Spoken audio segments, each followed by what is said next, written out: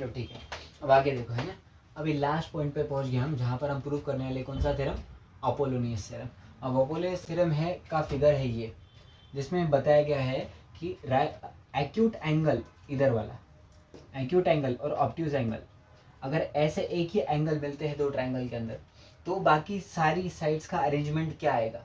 और ये जो लाइन है एम है मिड पॉइंट, जो एम है मिड पॉइंट है कौन से लाइन का, बी एम और यम सी, ये मिड पॉइंट है। गिवन में दिया गया है कि in triangle ABC M is the mid point, M is the mid point, और कौन सी साइड का, बीसी का मिड पॉइंट, ठीक है।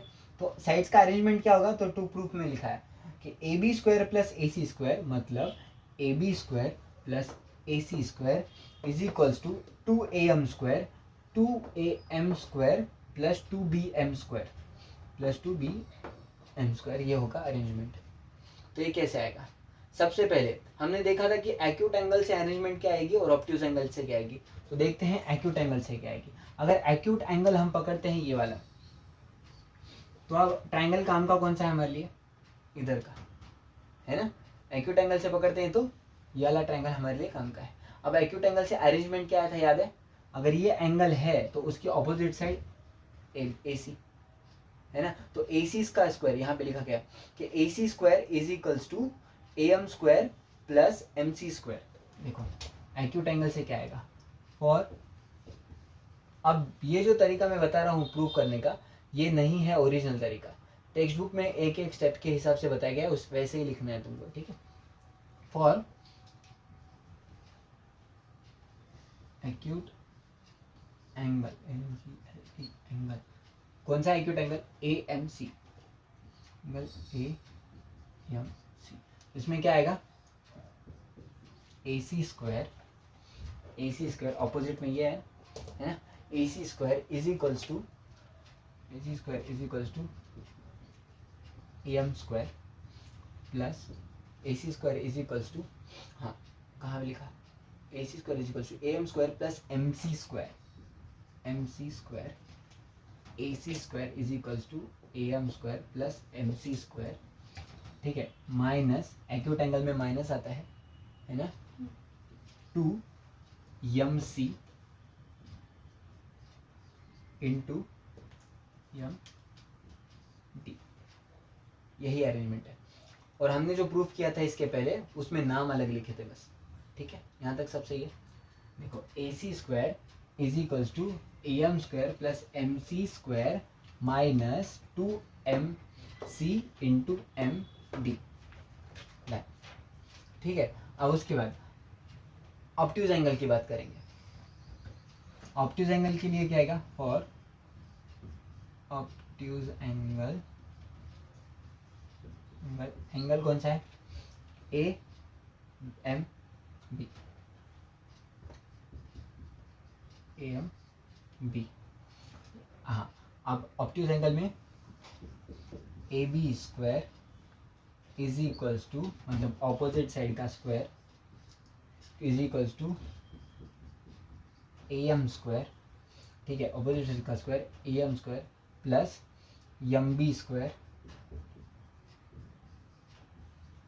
स्क्वायर, अब इसमें ऑब्ट्यूज एंगल में प्लस ही आता है ना, प्लस ही आता है, plus 2mc into M D, 2mc नहीं एम बी आना चाहिए इधर, 2m B into M D, ठीक, यहाँ तक सब सही जा रहा है, कोई डाउट है इसमें, ठीक है। अब देखना, अब हमको साइड में क्या चाहिए, A B square plus A C square चाहिए, A B square plus A C square, एक साइड में ए सी स्क्वायर एक साइड में ए बी स्क्वायर है हमको जो चाहिए वो।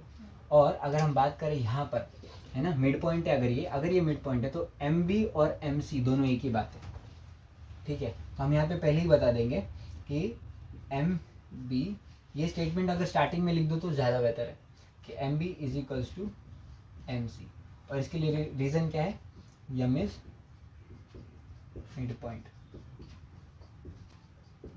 समझ में आ गया तक, ठीक है।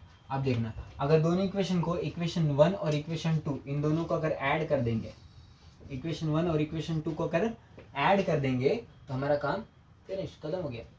देखो अब ऐड करेंगे, ऐड इक्वेशन 1 एंड 2।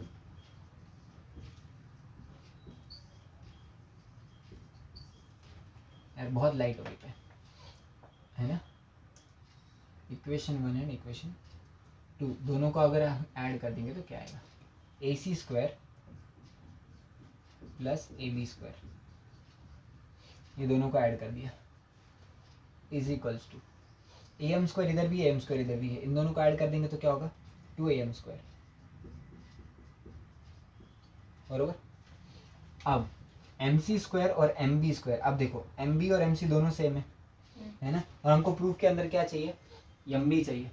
तो MB है तो क्या करेंगे, दोनों के जगह MB लिख देंगे, किसके जगह चेंज करेंगे, MB, तो MC के जगह पे चेंज कर देंगे। और अगर चेंज यहीं कर देंगे तो भी ज़्यादा बेटर है कि MC square is equals to AM square plus MB square minus 2 MC के जगह पे MB इंटू MD, हमने ऊपर वाली लाइन में चेंज करके रख दिया।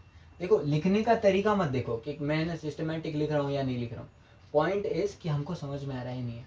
लिखने का तरीका टेक्स्ट बुक में बहुत ही अच्छे से बताया है ना, उसको कॉपी कर लेना, लिखने का तरीका ही देखना है। तो समझ में आ रहा है क्या वो बताओ कि एक्यूट एंगल, ऑब्ट्यूज एंगल, अब अपोलिनियस थ्योरम, हमने अभी तक क्या क्या किया। और MC के जगह पे MB वाला चेंज क्यों किया, क्योंकि दोनों सेम है, मिड पॉइंट है M। यहाँ तक क्लियर है पूरा, ठीक है। अब दोनों को क्या कर दिया हमने, दोनों इक्वेशन को ऐड कर दिया, इस इक्वेशन को और इस इक्वेशन को। तो यहाँ पे AC square plus AB square हो गया सबसे पहला, उसके बाद AM स्क्वायर, और AM स्क्वायर के साथ क्या आ जाएगा MB, तो 2BM लिख देंगे क्योंकि डायरेक्ट ही सेम हो जाएगा है ना, प्लस 2BM स्क्वायर, ठीक है। अब लास्ट में ये वाला जो पार्ट है, ये वाला यहाँ पे माइनस है, यहाँ पे प्लस है, और दोनों सेम है। माइनस और प्लस हो तो क्या करना चाहिए, cancel. Linear equation in two variable पढ़ा था, याद है।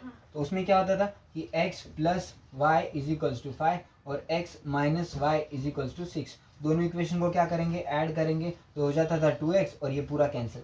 कैंसिल क्यों होता था कि सेम है और साइन अलग अलग है, ऐसे किया हमने लीनियर इक्वेशन में। तो यहाँ पर ये पूरा इसकी साइन प्लस है और यहाँ तक पूरा जिसकी साइन माइनस है, तो दोनों क्या हो जाएंगे, कैंसिल, तो हो जाएंगे कैंसिल। तो हमारा फाइनल आंसर क्या आएगा, ये वाला, AC square plus AB square is equals to 2AM square plus 2BM square. अब देखिए यहाँ तक तो ठीक है कि अरेंजमेंट आ गया, लेकिन अरेंजमेंट अगली बारी के लिए याद रखना है। और याद रखने के लिए यहाँ पर डायग्राम देखो कि AC square plus AB square, मतलब अगर पूरा पूरा ट्रायंगल समझ रहे हैं हम लोग, तो एक बार इसका स्क्वायर और एक बार इसका स्क्वायर, ये दोनों साइड का स्क्वायर का एडिशन कर लो, और इक्वल्स टू के उस साइड में क्या 2AM स्क्वायर, 2AM स्क्वायर, जो मिड पॉइंट की लाइन आ रही है ना, उसको 2 बार करके स्क्वायर करना है, plus 2BM square, 2BM square, 2AM square plus 2BM square. इतना अगर अरेंजमेंट हमने याद रख लिया तो आने वाले क्वेश्चन के अंदर हमारे लिए बहुत आसान होगा। अब जैसे कि है ना, पाइथागोरस थ्योरम का क्या था arrangement, hypotenuse square is equals to side 1 square plus side 2 square, arrangement ही था ना वो साइड्स का, है ना, तो वैसा ही है। और वो अगर अरेंजमेंट याद हो, है ना, कौन सा, ज्योमेट्रिक मीन थ्योरम का, उसका भी कुछ अरेंजमेंट था। यहाँ से अगर कट करे तो वो कट का स्क्वायर कर दो, ये वाली लाइन का स्क्वायर करो और इनका मल्टीप्लिकेशन करो, साइड्स का अरेंजमेंट ही था ना। तो अब ये भी अरेंजमेंट अगर याद रखेंगे तो आने वाले जो क्वेश्चन है वो बहुत इंपॉर्टेंट क्वेश्चन है, इस चैप्टर का सोल है वो।